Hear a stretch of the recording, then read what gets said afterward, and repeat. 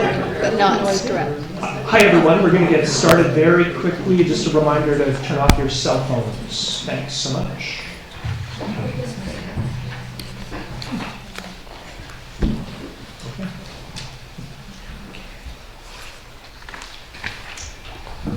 Welcome everyone to an evening of 3 committee meetings. We'll have community planning, public works and protective services, and environment and natural spaces. And I would like to begin by acknowledging that we are on the traditional territory of the Coast Salish people, and in particular our near neighbors, the Chiana First Nation and also the South First Nation.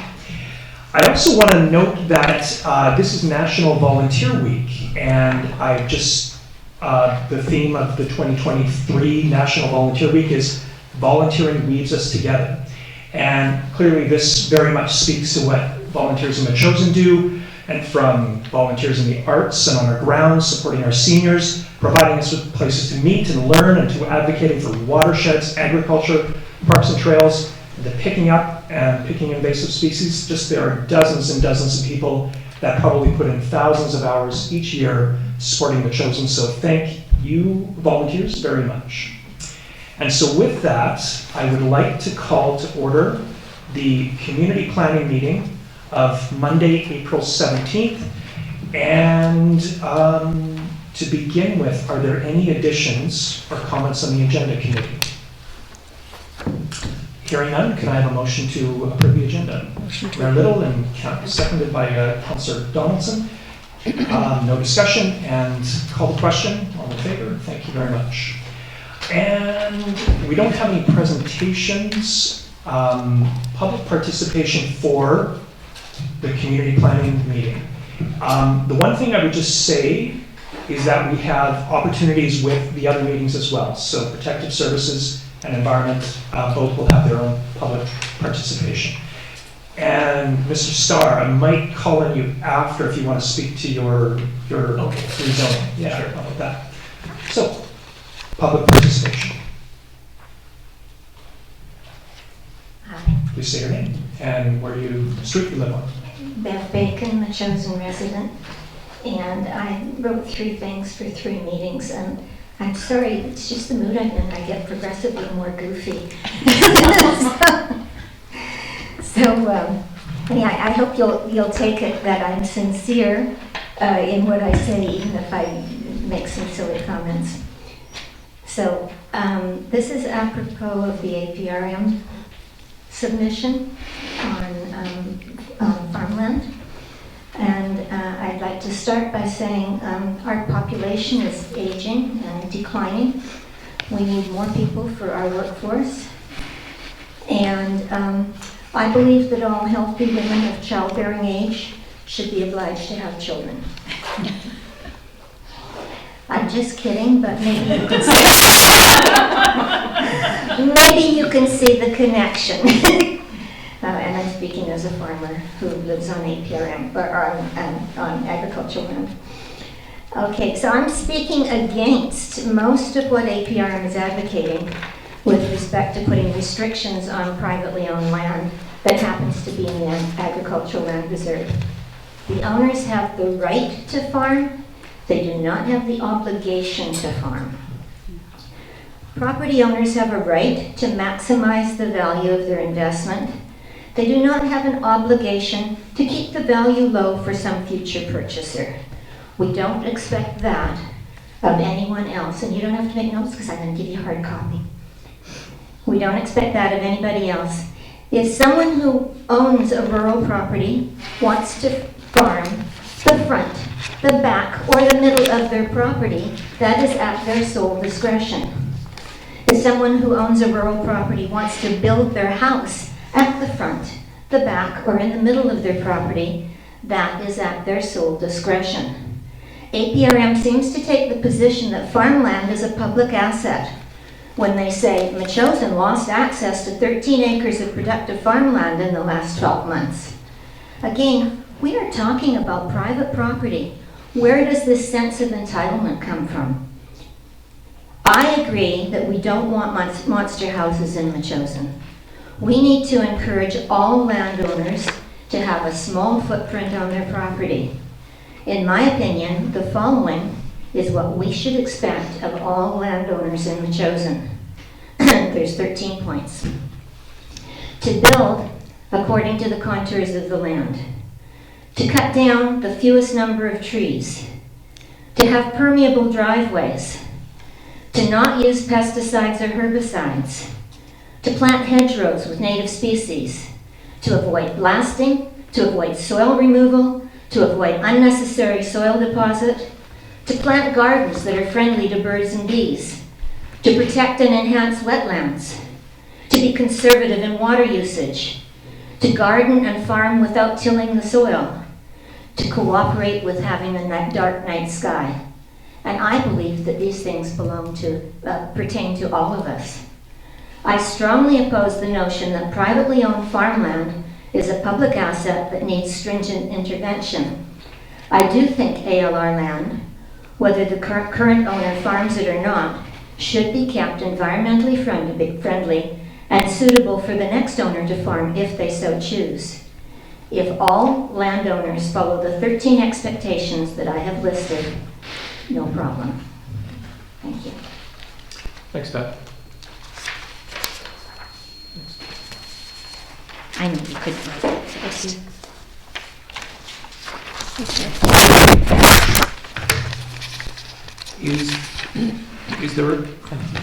Is there anyone else for public participation for community planning?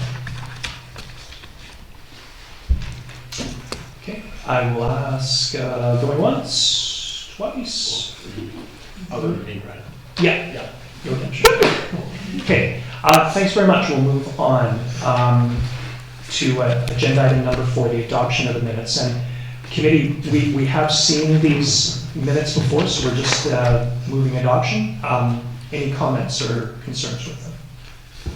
Sorry, I will say, community planning meeting for March 13th. Move adoption. Moved by Councillor Epp and seconded by Mayor Little. Any discussion? Hearing none, I'll call the question. All in favor? Thank you, that passes. The special community planning meeting of March 23rd. Anyone to move adoption? Mayor Little? Councillor Epp will second. Any discussion at all? Hearing no discussion, I will call the question. All in favor of adoption? Thank you very much. We have no other minutes and no business arising, and we will go to the councillor's update. And a few things on the update. So I think as everyone has probably heard, everyone in this room anyways, the provincial government announced additional elements of its housing strategy, and of significance to Metchosin is the forthcoming legislation that will lift restrictions on small-scale multi-unit homes in areas that have been zoned for single-family homes. So legislation will also be introduced to allow for secondary suites anywhere in the province. We are working to learn more about these changes and engage with both government officials and other local government leaders, and we have an opportunity to do that this weekend. Several of us who are at the Vancouver Island and Coastal Communities Conference. So understanding that there are a range of community views on housing matters, it is important to recognize the inherent limitations to growth in Metchosin. So we're not served by sewers, and not all of us are on city water. In fact, a great deal of us are on well water. And as we've seen over the years, anybody with a well probably knows that there's a risk of your well running dry increasingly. So with that, committee, I would like to ask for some discussion on how to best engage decision makers. And the one thing I feel that we should be able to express our views about, again, some of the inherent limitations that Metchosin has in terms of development. And again, recognizing that there are probably diverse views on the need for more housing and how it could be done. Any thoughts, Councillor? Are you suggesting, Councillor, that maybe we have an open house for a discussion with the public? That's an idea. I'm not really suggesting that, but the obvious one, of course, is to think about writing the province and advising them on some of the concerns we have about what seems to be foreseen is the potential of a blanket a change in legislation that would allow for blanket application of small-scale multi-unit homes in areas where right now it is currently zoned for single-family units. And again, doing that in sort of a mass way that doesn't take into account infrastructure limitations, that does give me some concern. So, Mary Lou, and then Councillor. Yeah, so as you know, I had some discussions with Jen Ford, the president of UBCM, at the meeting that we were at. And I said that these new regulations of the province create great trepidation in me because of our rural landscape and because according to the Local Government Act, our OCP provides a framework for us to, for the communities to align their servicing needs with future development. And as well, so we've got the OCP, which clearly defines what we want to do in terms of protection of our agricultural lands and our natural resources. Compounded on that, we have bought into the regional growth strategy, right? And so within the regional growth strategy, they talk about regional sustainability, and they also talk about the protection of the rural sensibilities and the systems. So we've got the OCP and the regional growth framework that we're working under. And this really does contravene, and it seems like a heavy-handed approach, and it takes away some of the levers that local governments have. And so that's why it causes me great trepidation and concern. So I would rather us be proactive and to write to the province ahead of time rather than wait till September when the guidelines are brought down, when the rules and regulations are brought down. And even in the AVICC late resolution on Homes for People action, they note that allowing development in underserviced areas is effectively a catalyst for sprawl. Which many local governments have been working diligently to prevent. And so there's more concern than just Metchosin. There's many rural communities that this doesn't apply to, and they may be talking about the Big Ten, they may be talking about the Tri-Cities, Burnaby, Richmond, Delta, Victoria, Vancouver, maybe Kelowna. I don't know. They just really haven't come down with any specifics, but I'd rather us as a rural community to be proactive and state all of those. So thank you very little. It sounds like you're suggesting we write to the province and state our views. And perhaps have a meeting with Minister Kellogg. Good call. Okay. Councillor. Yeah, well, considering the regional growth strategy is developed with the CRD, so I believe that it's important for the CRD to move to the province as a group and find out exactly what the parameters of this new idea is, because it's very in the report that the urban or the regional growth strategy report that you've got in your package. It's very definite about the urban containment boundary and those inside and those outside. And but I feel that the CRD would probably have the most power to actually get some answers from the province about what the various communities are supposed to do. Okay, great. So, sorry, you're right, RD, and this is what I was asking for, is it to work through the CRD and not do anything on our own, or? That would be my first choice. Okay. We have Mary Little and representatives going to the CRD, so I think that's where the pressure should start with. Okay, great. Councillor Donaldson, Councillor Gray, any thoughts? Yeah, I agree with what Councillor F is suggesting, that if our mayor can craft a powerful letter as she's just expressed in the wording. This is one of the things I think we all heard when we were campaigning, is the risk of losing our rural designation. And the RGS does explain why and how we actually got that. So that's a serious concern amongst our residents throughout the whole community. So definitely we need to express from grassroots at this table and start going up through the CRD, who did outline what was in the RGS, and what our designation is, and try to secure that. Great. Oh, Councillor Gray, before Mayor Little, one more time. Yeah, I like the ideas that we're getting here. The CRD sounds like a sensible place, but I think being in touch with the province, either through letters, but also I think we should talk to our MLA. I would imagine that Minister Dean knows a little bit about what's going on. I guess what I'm interested though is not to be too feisty about this. In other words, we want to learn what's going on and be part of the policy development rather than starting off with a fighting stance, I would think. And we have, at our back, we've got the climate emergency, the biodiversity crisis. These are issues of why we want to preserve Metchosin the way it is. It fits well with the regional growth strategy, the urban containment boundary that the CRD that we're part of, the transit planning that's going on, the healthy communities, the idea that we have this wonderful place for people to come to from the cities. There's all kinds of reasons why we could put forward a good argument, but I'd like it, in terms of tone, I'd like it to be positive about it, because I'm not sure that the province has actually got us on the cutting block here or whatever.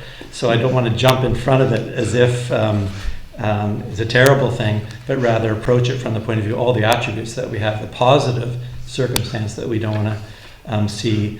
As Councillor Donaldson mentioned, urban sprawl. We're against urban sprawl. In a climate circumstance, we've got to be against that.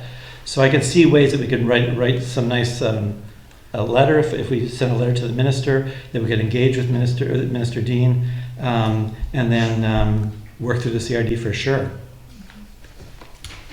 You don't mind, Mayor Little, just before you go. My own thought would be is that we develop our own position in a letter to government first, and then attempt to work through the CRD.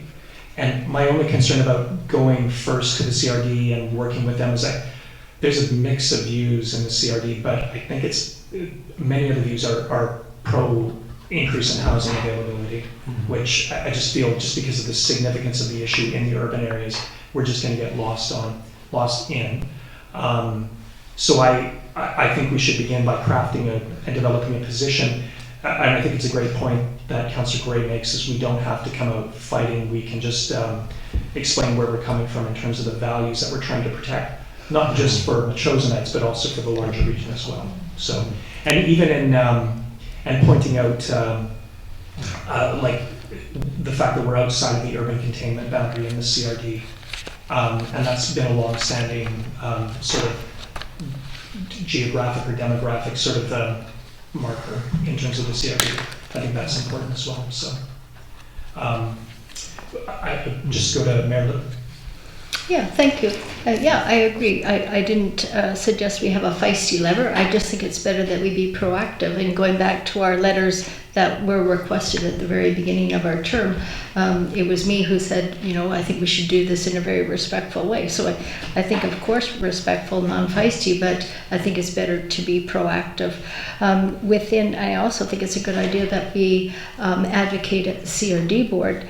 Section 1.2 of the regional growth strategy from the CRD is protecting the integrity of rural communities.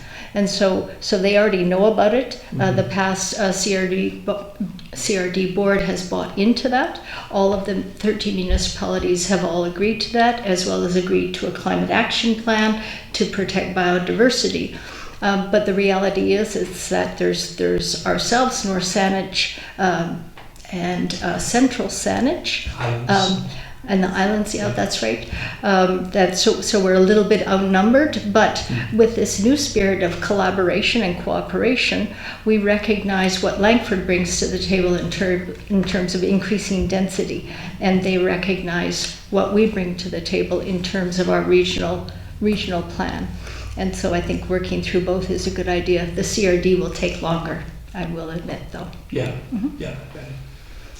Could I have a motion perhaps to direct staff to develop a letter for probably Mayor Little's signature, and we'll go from there?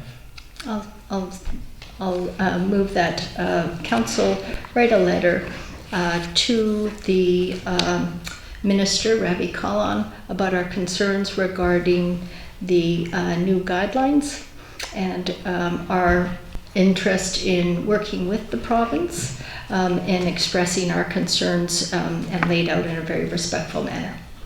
Great. Seconder for that is Councillor Donaldson. And discussion. Councillor Craig. I just want to raise one other point that I think is material here. Amalgamation is in the air again. So we see that, I guess it's Saanich and Victoria are putting together a Citizens Council to talk about, Citizens Assembly to talk about that issue. And then I saw in Capital Daily a poll showing a tremendous support of their people who responded to the poll for amalgamation of all the CRD districts. So we want to be aware of that as well. I'm not necessarily to be in the letter here, but just in that we be aware that this other business is going on. Now, being debt-free, of course, helps us in that. Being who we are, without sewers and without pipe water everywhere helps us with that. Regional growth strategy, all those different things. But it's another part of the puzzle. Excellent point. Anyone else to comment on the motion? Hearing none, I will call the question. All in favor of writing the letter and further discussion with Minister Calvin? Yeah. And one other, I think it would be appropriate to do another motion that we explore other avenues to both communicate about and learn of this issue. And we talked about engaging the CRD, probably talking with Highlands, North Saanich, Central Saanich.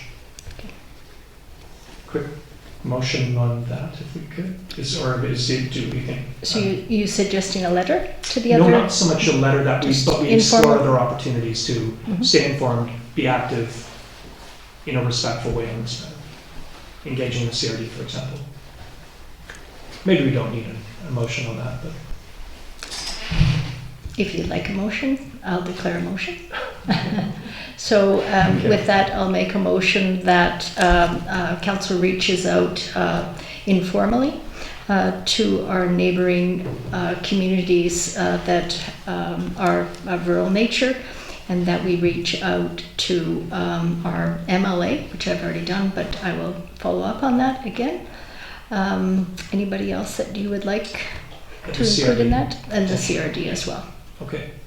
Do I have a seconder for that? Councillor Donaldson. And discussion. Hearing no discussion, call the question. Those in favor? And opposed? None? Thank you very much. Carried. We have a lot on the agenda, so let's keep moving down. Okay. Short-term vacation rentals. This is something that came up during the election campaign, but kind of more significantly, it is an issue that local governments around the world, like Barcelona, London, Louisiana, Austin, they're all grappling with short-term vacation rentals. Some of the impacts, loss of neighborhood character where short-term vacation rentals are replete, loss of rental stock, and disruption of communities because of people coming in, and doesn't matter if it's Wednesday and you need to go to bed and wake up the next day. If it's Wednesday and you're on holidays, it's a Friday essentially. So again, neighborhood disruption. Now we have an estimated 50 short-term vacation rentals in Metchosin. There have been, I've been here in council chambers when residents have brought concerns in. I haven't heard it in this term yet, but we've certainly, I think those of us on council have heard individual comments about short-term vacation rentals. What I would like to look at is having a closer look at short-term vacation rentals later this fall. And so I just wanted to put it on the agenda right now as sort of a heads up for everyone to be attentive to what's going on in their neighborhoods, and to be prepared to come back in the fall to talk about this. I'm certainly not one who wants to throw that we ban them immediately, but I think from what I've heard that there are some concerns. One of the interesting elements of all of this is the fees that are paid for short-term vacation rentals which operate as a business, and right now my understanding is they only pay $35 a year. That's what they're required to pay. There are jurisdictions around the world who have bumped that business fee up to $500 a year. And you think about what something like that could mean to Metchosin in terms of revenue generation when you have 50, that's not insignificant, especially when $35,000 and an increase in our spending equals essentially a 1% tax increase. So it's something to look at for sure. And there are units out there where even $500 for a business fee, that's 2 nights stay for somebody, so for a guest. So no action indicated at this time, but I think it is an issue that I'd like to explore later this fall. So great, thanks very much. Okay, the Bufferland Stormwater Detention Ponds, the Section 219 covenant that was raised publicly in December last year. There have been a number of comments and concerns raised about this, and of course the detention ponds would serve the Central Mountain residential development if they so chose to put them there, but they are entitled or allowed to explore the location of those ponds in the bufferland. So again, we've had a lot of concern. I can tell people here that there is a report that's being developed. It's with staff right now, and I'm hoping that at the next meeting that we'll be able to provide it for the public. And again, it gets to the question of what are our obligations under the covenant? What are the developer's obligations? Is it a legitimate document in terms of being enforceable on both parties, on both sides? So more to come on that. However, I do want to move ahead with something that we talked about in January 16th. And this is a referral policy that would be in place if there's major stormwater infrastructure that was planned for Metchosin, whether it's to be used for Metchosin residences or not. We talked about this in January. I think there was support from council to move ahead and develop a policy, at least for a consideration. And what I've got here is a draft policy, and I would seek your comments on this. And what we would do with the comments is provide those to staff at this time, and they would come back with what hopefully might be a final policy. And it's really simple. It basically says that if there's major stormwater infrastructure to be located in the district, that MEASC and PTASC have the opportunity to review and provide comment to district staff before there's approval. And so the second element defines major stormwater infrastructure. And then an element number 3, and I thank Councillor Gray for this, is what the advisory groups may look at. And then item number 4 is just to sort of rein in and give some focus and clarity as to what the policy may or may not actually cover. So any comments from the committee on this?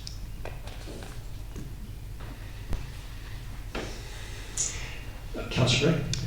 Thanks, Councillor Shukin.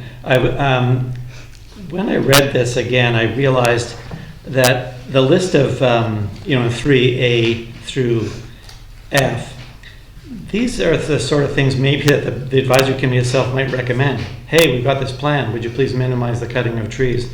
We've got a plan, maximize the absorption of water into the ground. So I kind of was thinking about this a bit more, wondering maybe this is the advice from the committee. And our interest would be then for them to help us identify, for example, in the buffer land, if something happens there, the environmentally sensitive features, like actually go out and identify them. The work of the committee might be more, not so much advising on these things then, but thinking about, what locations could be are more sensitive than others, that sort of thing. Because maybe these are exactly the things we'd like to see a management plan address, and maybe want to ask for a stormwater management plan to address these things before having a look at it. And then the committee's work might be then to, yeah, that works. There's an area here we should save. This one maybe not as important, or however that might work. I'm not totally sure here. Okay. Are you suggesting an amendment to the policy or a change to what the draft is? Yeah, what I wasn't sure of was, and I, fresh looking at it, fresh eyes from when we were working on it earlier, we've got here, may look at matters such as how to do these things. Well, maybe that's going to be the job of the the person who's put forward the plan. Yeah. And what we might be doing is demanding or requiring or asking, wouldn't we look at these kinds of things? And then the committee, at least on the MIASC wing, might then be part of assisting, I'm looking at B particularly, minimize impacts to environmentally sensitive features. I'm not sure if that's helpful. It was just looking at it with fresh eyes. I was trying to figure out what the committee would most be able to do. Can I just respond to that? Yeah, please. I agree with you, but in terms of what the policy would look like, which if you have that policy in place, it is sort of a mechanism that allows both of the groups to have a say in this, and their say can be actually much broader than this, because item number 3 says the groups may look at such matters as how to, so they're not limited. And the other thing too is I am hoping that we find ourselves in a position, and I believe we will be able to well, first of all, I am going to work on the assumption that the covenant is a viable legal requirement on both parties. And I think it would be interesting for Metchosin to provide a letter to the developers to just make sure that they understand their obligations, because we're working to understand our obligations. And even so much as to let them know what our sense of an appropriate stormwater management plan might look like. So I think that would cover some of the points you're raising. Yeah, Marilyn. Yeah, thank you for this. It's a great place to start. I appreciate you bringing this forward. I would ask that the Agriculture Advisory Select Committee be also included in this as well. We've got 3 advisory committees that may be able to give some consideration to this. And I like this, that I understand what you're getting at, Councillor Gray, but I think it's also nice to give them examples of what we're looking for, so that they can use their expertise and give us their advice on that. Yeah, those are my comments. So just a clarification, so the stormwater infrastructure policy, is this for just the bucklands, or is this for new construction? Is it just infrastructure throughout the district? Is it covering everything? Well, the key thing is defining major stormwater infrastructure. So the section 2 has the definition there, and it's being located in a riparian area or over 20 square meters in size in terms of the works. So it could apply to other developments. So, but the one limiting thing is, again, it doesn't cover ditch and culvert replacement and just the maintenance. So it does have its limits. It's not meant to be a broad swath of 4 homes are developed and then suddenly the policy applies. But yeah. Okay, so then let me narrow it down. Are you talking about new construction, or are you talking about going onto people's properties and finding out they have like a runoff ditch and it's related to some sort of stormwater issue? It would be, go back to, that's a good question. Previously, we had a rainwater management bylaw. There are, yes, and I thought we had a stormwater management plan. At least I know in the past, in these chambers, people have inquired about it with some large buildings, large roofs, and there's no gutter system, and there is no real plan in the end. So that's what I'm wondering. Are you talking about new construction or? Well, the intent is, of course, new construction. I guess my hesitation is whether this is covered in the policy. The one thing that is covered here is that MIAS and PTAS have had an opportunity to review and provide comment to district staff. Wait a minute. Okay, sorry. Approval for major stormwater infrastructure shall not be granted until such time as the advisory committees have had a chance to review. So it's talking about new approvals, definitely. Okay. And would this also be something that could be used if there was a neighbor that was as a result of it, maybe they do have something like this, but maybe it's insufficient or not. I don't really, I'm trying to think about some neighborhoods who I have visited that have had flooding problems due to other neighbors' activities. Yeah. I'm sensing not, again, unless they came back and had to get something approved through the district. I think the rainwater bylaw would probably have to be put into play then. Okay. But it's an interesting idea. My preference would be to not throw that potential into the policy here, but it's I'm yeah. just trying to understand the application. Okay. Thank Yeah. you. Any other comments on this?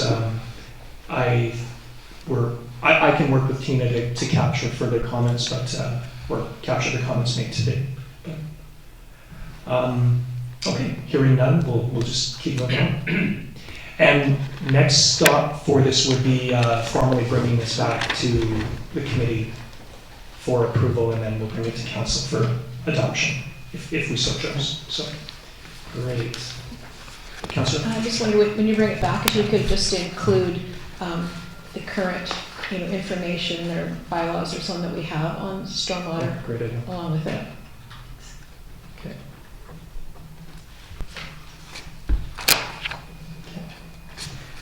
Okay, that's it for the councillor's update.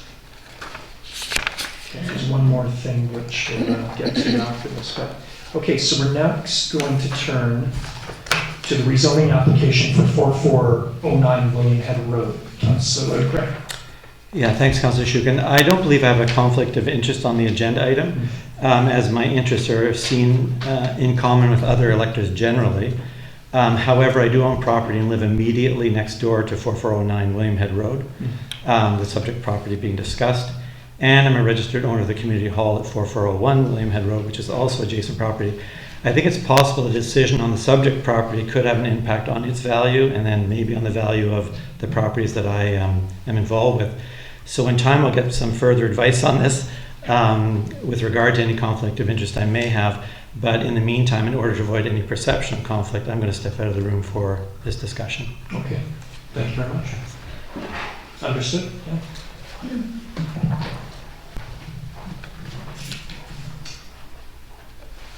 Okay. Thanks, everyone. I'm going to run through the application, and then what I'll do actually is ask Mr. Starr, the property owner, to come up and give us a briefing on what he intends to do, and correct me if I'm wrong here. So, okay, so here's what I understand about this application. So 4409 is a 4.65 acre property that currently has one dwelling, and it's located just down the road here. The property itself is zoned Agriculture 1. However, in the OCP, it has a split designation of village and agricultural. So the village portion is located in the northwest corner, which is just abuts William Head Road. And this is about 1 acre, and there's an existing house in this area. So it's this portion of the land that is being proposed for a rezoning to a designation known as Commercial 2 ALR, and we'll just call this C2 ALR. And there are some other examples of this zoning in the village area as well. So it's important to note that this zoning does not remove the ALR designation and the accompanying obligations from the parcel. And the property owner would be required to get approval from the ALC for non-farm uses of this land. So the report we have states that if approved, the applicant would decommission the existing residence and convert this into a commercial space. The new dwelling would be located and developed on another portion of the property. A new dwelling would be located on another portion of the property. Okay, so with any commercial establishment that the property owner would have to comply with the allowed uses under C2 ALR, so there are specified uses. So these generally run along the lines of bakery, bank, animal hospital, medical clinic, garden center. But I should note that it also includes uses like service station, restaurant, or licensed premise, otherwise known as a bar. Let's call it a bar. So if the rezoning were to occur, only one dwelling would be possible, So this is not a question of a subdivision, it's a rezoning, and it would be a split zone property. Okay. And so our planner has provided us with some options to consider. In short, we can ask the applicant to hold an open house to get community input and to give us more input. We can forego the open house and we can have the application sent to the referring agencies, and really great information from our planner about who the agencies are that get this application. Or the committee can seek further information from staff or the applicant, or we can simply deny the application right here tonight. Or fifth, we can come up with our own option if we believe that there's something else that we have. So with that, I might call up Mr. Starr, and he can tell me if I've got generally exactly what his plans are. Yeah. Okay, thank you. So I'm Mike Starr, 449 Wayne Head Road, and so the location of my house is no longer suitable for residents due to the ever-increasing commercial activity and development in the village core. This development impinges on my personal privacy, health, and right to quiet enjoyment of my home. If you look at slide 1 or picture 1 that I've handed out, you can see there's an air photo in 1991 of my property and this village core. I could have blown it up a bit more. I was going to on my computer, but you can see across the road there was a 5.5 acre property. This is 1991 when I was just about starting renovations, and there's a 5.5 acre property across the road with a huge stand of trees. It was a lot like Cathedral Grove. The Metchosin Cafe was on the other side in 4480. The development there was still there. It was and it was buffered by those trees. The corner store was still there, and the school was a school. If you look at the next slide now, you can now see it. Now what I have across the road and around my property is all the trees. All the trees are gone. I have a commercial access in front of my home. If you can look at the scale, I measured it all. I'm 30 meters from the exhaust fan. I'm 25 meters from the droning air conditioner, mostly in the summer, it's not on now. 25 meters from the outdoor lounge. I'm 30 meters from the garage, the garbage bins. I'm 25 meters from the idling delivery trucks, which are idling all summer long outside, keeping the air conditioners on their trucks. And I'm 70 meters from mile zero pub. If you look at the next slides, you can see there's just some examples. There's the exhaust fan pointed right at my home. And then the next slide is not the exhaust fumes from the exhaust fan. That's usually around once a month or every 2 months they clean out the grease trap. That's not fumes, that's oil particulates. And I have to make sure that I have all my windows shut. Okay, and you can just see, I just put a picture in there of the Alpine at 5:58 a.m. But there's a lot of activity. Also, the hall, I don't want to pick on anybody, the hall has become increasingly busy. It used to have the occasional wedding and meetings. We used to have the office upstairs was the producers. But it's become steadily busier. It doesn't really regulate hours and noise. On Canada Day, I had a friend over from Vancouver. I couldn't have a barbecue in my backyard. The noise, the band in the hall was just so loud. You can see there it says 1 a.m., but they get the weddings and they go till 2, 3 o'clock sometimes. So, and you can even see the New Year's Eve was advertised for Victoria. It wasn't just advertised for Metchosin. So it seems to be more like an event center. So it's very busy. And that's the rationale. I'm not a developer, I teach high school. So the solution, which you can look at the last picture, is just more of putting all the commercial activity So the solution was from the last planner, and she suggested C2ALR, which you already discussed. The existing house can be upgraded for commercial code. That allows me just to keep one residence on the property still, but I can build down the hill off Perry Road. I already have a legal road access there, and I have water there for my farm water, but it's still a legal meter. And down at the bottom of the hill, I will not be as nearly affected by the village core, and it won't impinge on my personal privacy, health, and right to quiet enjoyment. I hope the committee would support option B in the planner's report. I'm not doing any major redevelopment of the lot or changing any character of the property. A public hearing is not necessary at this point. The current residence is staying in place to be converted.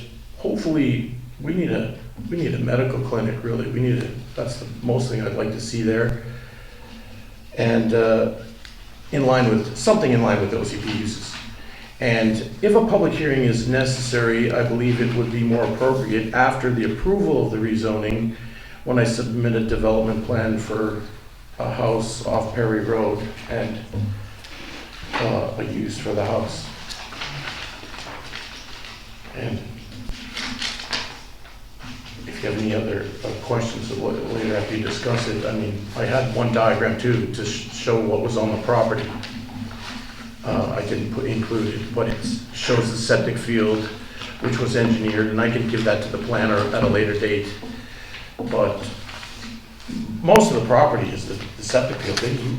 Jared Moll back in 1990, made me put 450-foot line. It's twice as big as the commercial septic field in the 4480.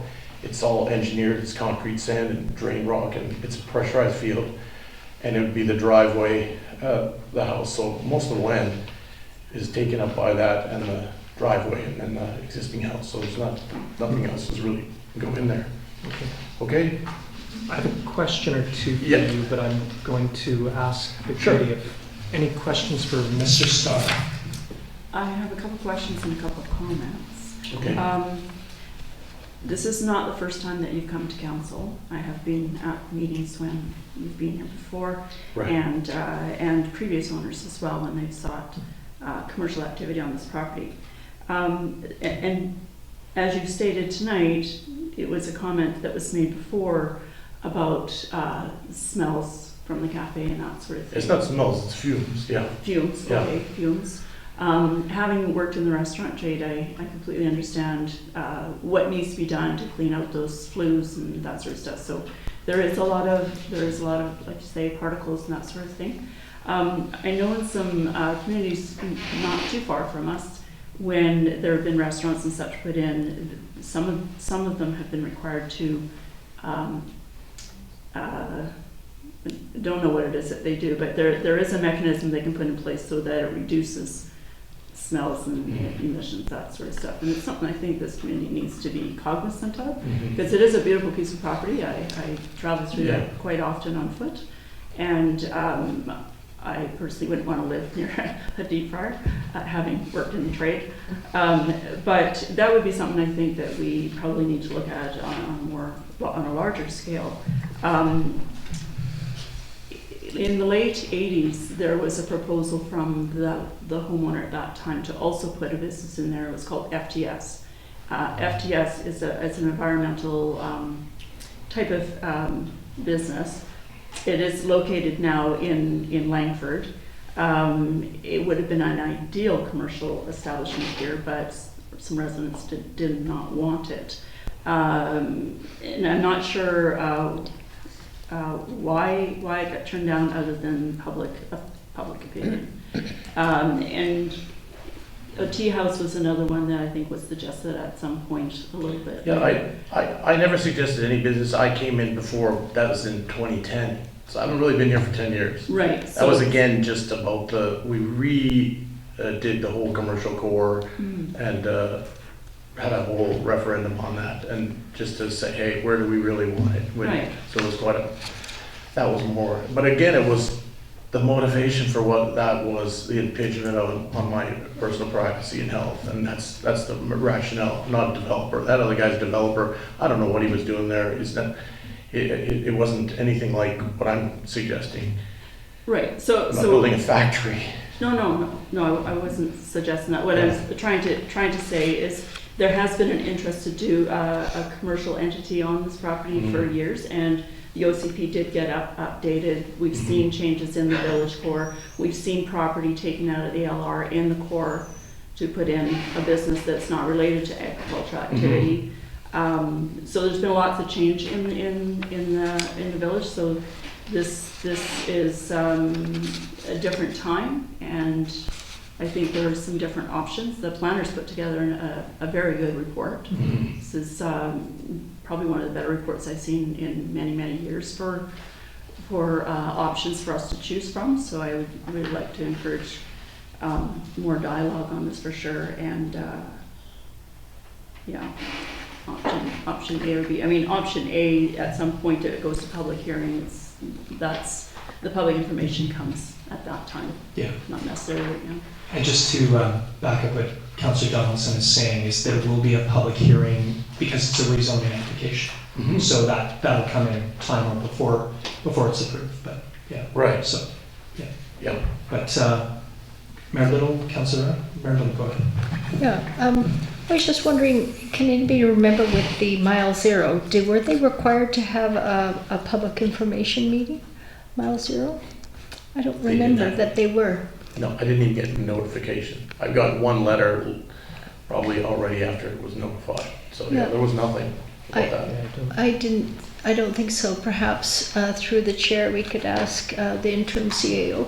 With Mile Zero, Ms. Tarnowski, did we require them to hold a public information meeting?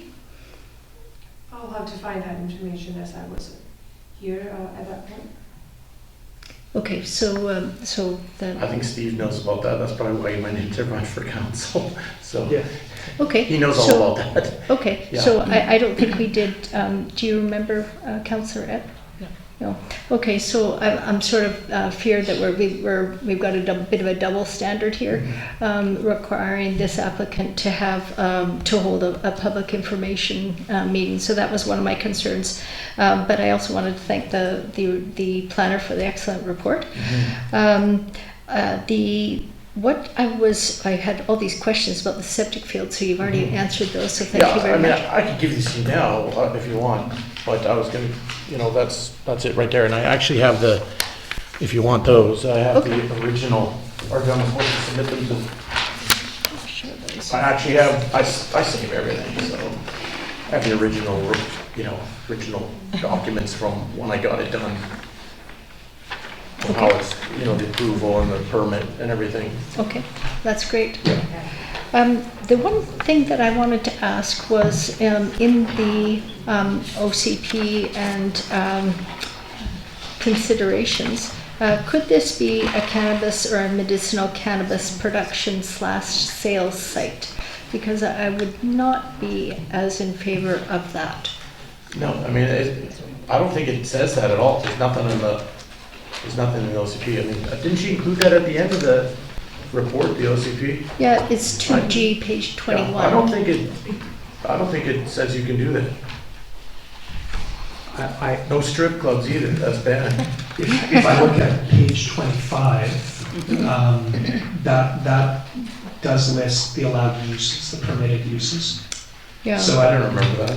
And actually, we also have I believe we have a ban on cannabis sales in the district. So on page 21 of 73, this is our bylaw 259.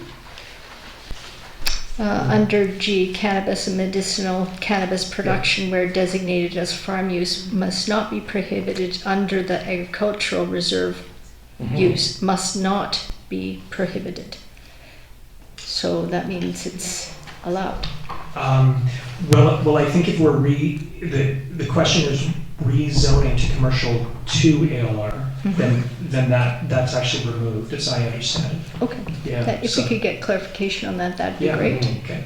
Otherwise, as I read through the application a number of different times, it seems to meet the guidelines in the OCP for the objectives for the commercial space and the policies for commercial spaces as outlined on page 15 and 16, the way I read that, as well as the considerations in 7.37. So with that, I'd like to, shall I make a motion, or do you want to have more discussion? I have a question or two for Mr. Starr and Councillor. Yeah. Yeah, I just wondered about the progression of how it works. Like, I'd be interested to find out from, say, the ALC, like whether it's approved under that first, which is kind of the main step before we really look at it, as far as we're concerned, it seems to me. So I'm not sure about all the steps. It was a great report. So, generally, it seems, I don't really have a problem with it, but Yeah, the C2 is still in the ALR. If it's C2, it's still in the ALR, the whole property, yeah. yeah. So they have control over I have to ask their permission to do everything. Yeah, that's kind of what I mean, is Yeah, kind I of do, important to yeah. find that out, because if they don't give that permission, then it's kind of a moot point, isn't it? Oh, no, Or if you approve the split zoning, they won't say anything about that, I'm pretty sure. So if I could, so option B, both option A and option B does involve making referrals to the external agencies, of which the ALC is one.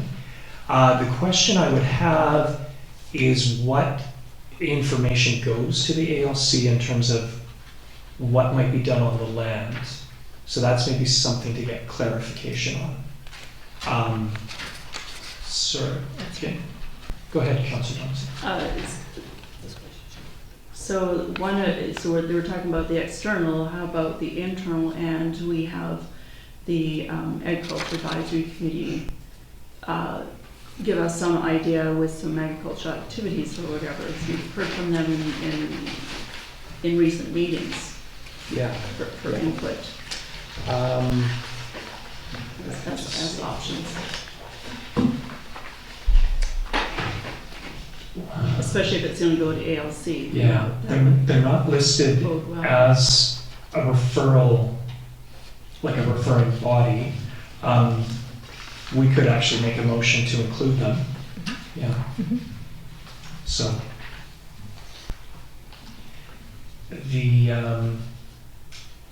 again, I go back to the question as to how much information we'll have to refer to them. So, but this might be good to clarify with our planner as well. So, but Even if I submit the plan for the house, that has to go to the ALR too, right? So, and it sounds like there's a bit of there are a few referrals you'll have to make. yeah, So for the rezoning, then also the activity or the use you want to do. yeah, that's got to be later. Yeah. And for example, I suspect Can't they do anything. wouldn't. So, yeah. For example, they probably wouldn't look too positively on paving a big part of the property. Right. For Yeah. Sure. So, yeah. Okay. I have a few questions for Mr. Starr. So can I ask what right now your intention is with the house? Are you planning on? What do you mean I'm living in it? Okay. Yeah. Sorry. If you were, thank you very much. Yeah. If you were to get the rezoning done, Yes. what is your intention with the house? Would you I still have to demolish live in it. No. Okay. I can't demolish. I renovated, spent a lot of money. It looks nice inside. Okay. I have to live there. I can't, what can I do? I have to live there still, then I have to go and get a plan for a home down the hill. I also have to get an inspection from a commercial engineer to get it, and say, okay, you need a 200 amp service, you need this structure. Hold on, sorry, Mr. Starr, one sec. But your intention is to use that portion for commercial purposes? And Yeah, that building too. Yeah, and then you're gonna Yeah. build elsewhere, it sounds like. A home down the Yeah. hill, Okay. away from the whole purpose is Yeah. so I can live on my property in peace and quiet down the hill. Totally, I got you. That's the rationale. I'm not a developer. Yeah, for sure.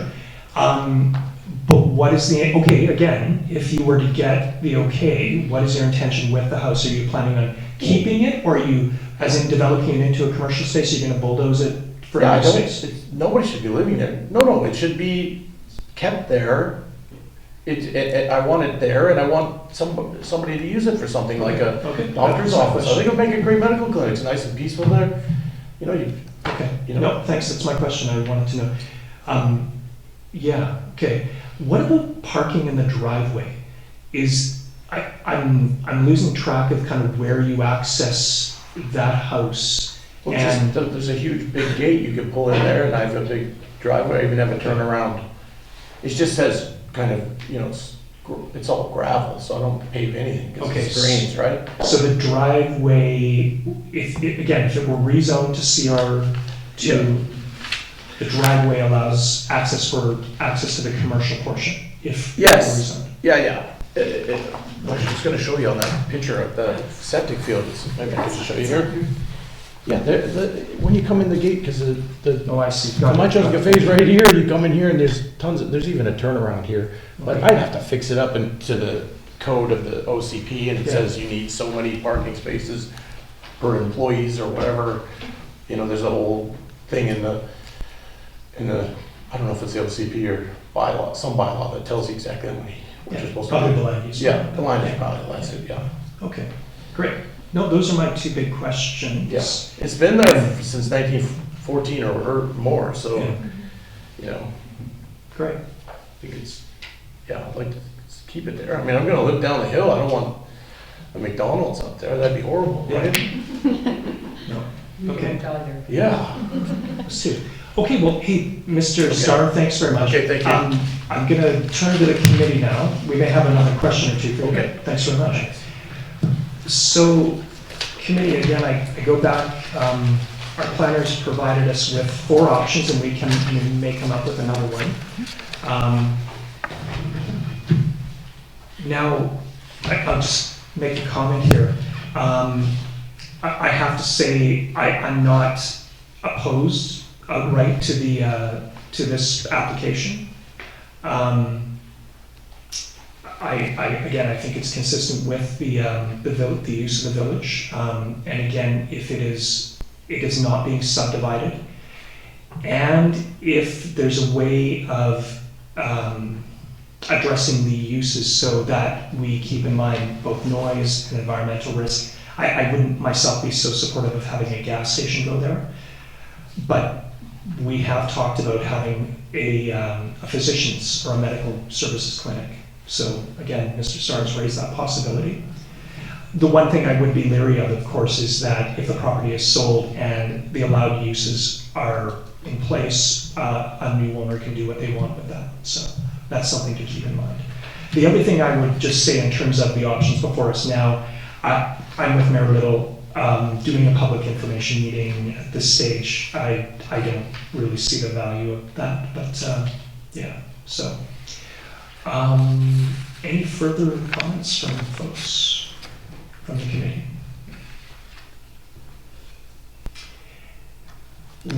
What seems to be the direction we're heading in is likely option B, and I'll just read it out so I'm clear myself.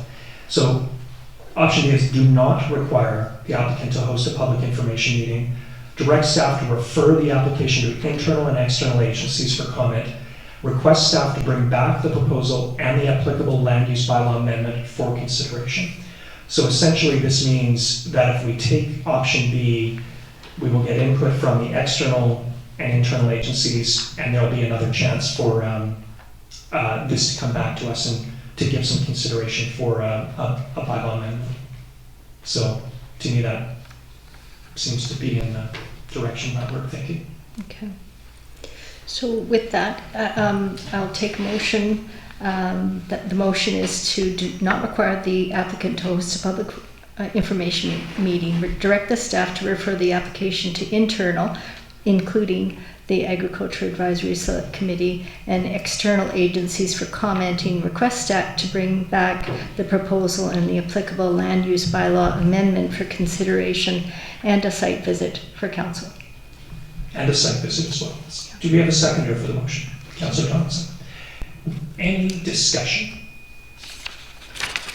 Ready?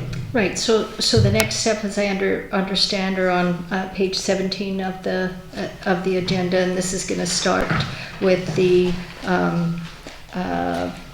if we give the direction to proceed, this will go to referral of the application to the internal and external, so that would be taking care of what Councillor Epp was concerned about in terms of the external communication with the ALC. Mm-hmm. Okay, and then it would go down to the very last is the public hearing, the first, second, third reading. Okay. And essentially what you said is we will get 2 more kicks at this, and the public will get 1 more. Well, it will come back to us as a report, and we'll get at that point a chance to forward it to whether back to staff or to move on first and second reading of the bylaw. Mm-hmm. And then after that, there will be a public hearing. So. And this doesn't preclude the public from weighing in if they want to write letters, that they're more than welcome to. It's just we're not mandating the applicant to have a public hearing or a public information session. Great point. Any further comments? Hearing none, I will call the question on this motion. All in favor? And none opposed. Great. Thank you very much, everyone. And we'll just wait for Councillor Gray to come back.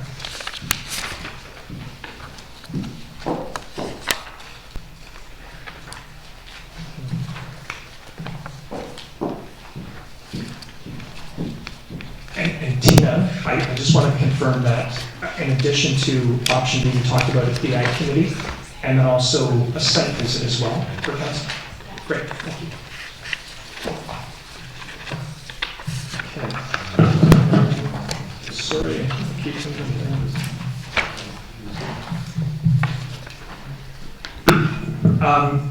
okay, agenda item 7D, the Bufferland Working Group. So the Bufferland Working Group has been discussed since January. Thank you, Mr. Starr. Thank you. Take care. C. Sorry. C. Mm-hmm. Oh my goodness. Sorry about that. Okay. Item C. This is the North American Amateur Radio Field Day. Thanks very much, Councillor App. And the request by way of Chief Dunlop is to allow the group to use a small field behind the Municipal Hall and the tree area, including the pavilion from Patton Way to the eastern municipal boundary and the field adjacent to the BMX track for parking. Any questions for Councillor, or sorry, Chief Dunlop? She's here tonight. I have one question. Did the group not do something similar last year? Okay. Yes. Did it? So successful, they wanted to do it again this year. Oh, okay, sounds good. Any discussion on this? I'm supportive of making a motion to get this moving, or if one of the committee members could. I'd second that. Okay, so motion made by Councillor Shukin to allow for the use of the small field behind the Municipal Hall, seconded by Councillor Donaldson. Any discussion? I will call the question. All in favor? And that is carried. Okay, item 7D. So the Bufferland Working Group, just go back really quickly. So everyone, okay, recall that in October of 2021, there was a small item in the Goldstream Gazette announcing the sale or the potential sale of the 113.5 acre parcel of land, known popularly as the Bufferland. And the community responded, I think, fairly decisively, calling into question that potential sale. And from the discussion that followed, there was talk about doing a public engagement on the future of the Bufferland. And essentially, there was some effort taken, but it really didn't get off the ground. And then, of course, the election took place, and we were left essentially with things hanging. So I proposed that we would form a working group to identify and evaluate options for the future use of the Bufferland. And along with that small group, there would be ample opportunity for public input. And we proposed the terms of reference and solicited for applicants to the buffer. And last week, we actually selected 7 people to join Councillor Donaldson and myself in terms of the Bufferland Working Group. And I'd like to now do a rise and report as to who those members are. So one of the things that we did is we tried to give a significant weighting to the people who live in the Neil Road area, just because they are directly, and I would say adversely impacted by what is going on in terms of the development of Centre Mountain. So I'm going to just read their names and I'll identify who they are. So, or sorry, where they are located and who they represent, essentially. So Bailey Spiteri is from the local Neil Road area. Mr. Richard Simpson from the local area. Bonnie Hoover from the local area. Karen Hoffman is from the local Neil Road area and also represents PTASC on the committee. Brian Grant is from the broader community. Gary Smurfett from the broader community, and Anna Hall is the representative from MEASC. So there we have the 7 members of the Bufferland Working Group, and we are going to be meeting very soon. And also with that, there will be a public information meeting. We'll go through some background on the Bufferland and hear from the public. And there we are. Thank you very much. And let's keep going down the list. So we're now in correspondence, item 8A, a letter from the APRM.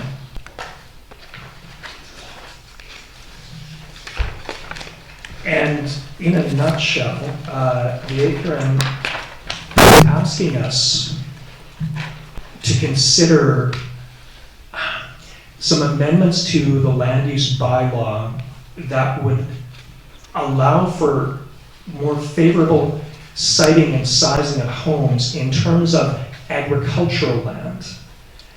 Now, it is interesting, I'll just make a comment or two myself. I read the letter and I did find it a bit troubling, and I was struggling to sort of understand where my troubles were. And I have to confess that Bev Bacon identified some of those. Without knowing exactly whether I should or shouldn't, I do feel like there is some problematic elements to what the APRM is actually asking for here, and that is basically a control in house size, primarily to suit agricultural uses. So I'm not ready to jump on this yet, and I'm not ready to jump off it either. But that was the vibe in the first read I got from, the vibe from the first read. Any comments, maybe? Councillor Thompson. Yes, I see the author to this letter is Kathleen Zimmerman. And Kathleen recently had attended and did a presentation at the Agriculture Advisory Select Committee. It was about a 40-minute presentation. It was very, very well done. What I would like, for the benefit of my council colleagues, is to invite her to do a presentation for council, much shorter, mind you, because a lot of it wouldn't, and why I'm saying that is it actually would tie into this Mr. Starr's proposal for rezoning as well, and some other concerns that we've seen in the community. I mean, I don't know that we have a concern with this property, but there was much more information that she had in this presentation that would be suitable for ourselves and the public to hear. So if the committee would support that, I would suggest that either for the next council meeting or my finance meeting that's coming up in 2 weeks. Just more information that may help us understand this differently. You know, sometimes it's hard to interpret a letter without some background information, but she did a phenomenal job. She has worked, I can't remember if that's still her job, but she has worked with ALC in her career. She's a pretty good read on things, but yeah. I personally would be supportive of that. Yeah. Any other comments? Mary Lynn? Yeah, I read the letter a few times and I struggle with it too, except for if you look at other jurisdictions, Delta, for instance, where they not only considered what the current needs of the community were, but looking forward what we're going to need in the future. And I think we need to do that with respect to Bev Bacon. I understand your comments, but in a lot of ways, we can't be saying we're advocating for protecting green spaces and protecting agricultural land and then not protecting it. What they did in Delta was, because they saw that the land was becoming so scarce and so expensive, where they had people with a lot of money buying properties and then plunking the house right in the middle of the property, which this letter speaks to it, but also it speaks to the loss of the agricultural land. So once it's paved over, it is lost. And so I'm of both minds, actually, and I think the presentation by Kathleen Sutherland would probably give us a little bit more clarity, but I'm leaning a little bit more to regulation, because we have to think not only what we need now, but what do we need in the future. And also, if we're advocating at the CRD table that we are rural, we're a farming community, I think we need to think along those lines. That's what I'm sort of thinking of, but I agree. I think we need some more clarity and some more information on this, and perhaps our planner could provide us a little bit of more input into this as well. Great.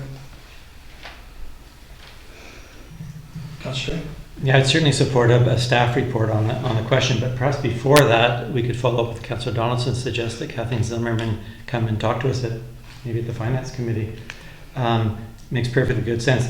I'm way leaning towards doing something like this. It's recommended by the BC Ministry of Agriculture and Food, and it's about preserving agricultural land.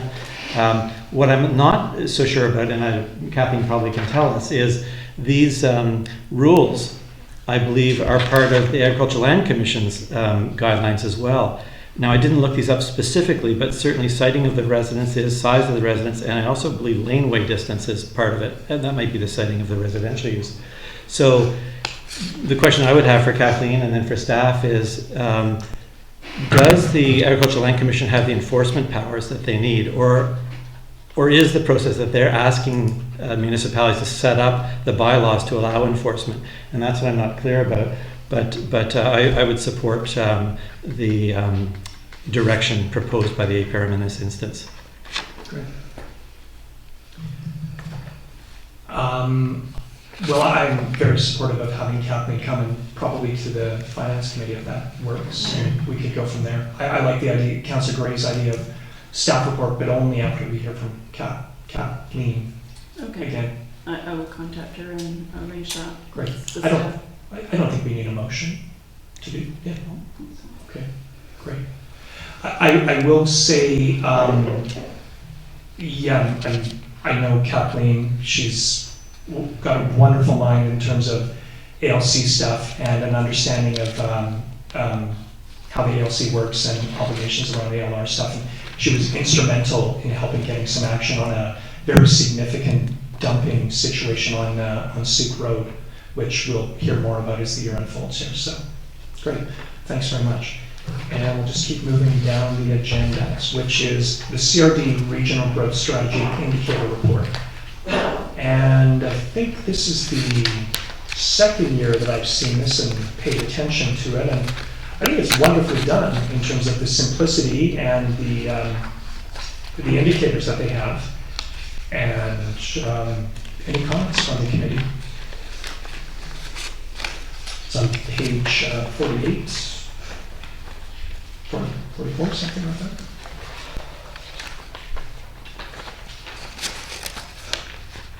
Councillor? I just had one that I wish there were little indicator things that go from red to orange to yellow to blue. They actually said what those were.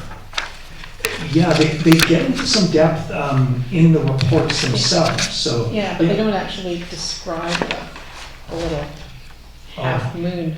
Yeah. You know, as far as the degrees of, you know, I guess it goes with the report later, but yeah, I didn't find them very useful. Okay. I did, just in terms of not having to sit through more detail. Any Councillor Gray? Well, I just appreciate receiving the report and being able to leaf through it. I think you guys all know I'm a big supporter of the regional growth strategy, but I'm seeing the words here just repeating really what Mayor Little said earlier: keep urban settlement compact, protect the integrity of rural communities. So we've got sort of these guidelines now that put us in good place, around that housing strategy to talk about, sure, we do need to increase affordable housing and below market housing, but in suburban and urban areas close to transit and bike infrastructure. It doesn't really apply to us. But looking through this is very helpful to get a sense of where are we going and how are we doing as a region. I much appreciate it. Absolutely. Hearing no further comments, I think we just maybe get a motion to receive, and it's worth a closer look though as we go. So moved. Councillor Gray and seconder, Councillor Johnson, and further discussion. Hearing no further discussion, call the question on motion to proceed. Thank you.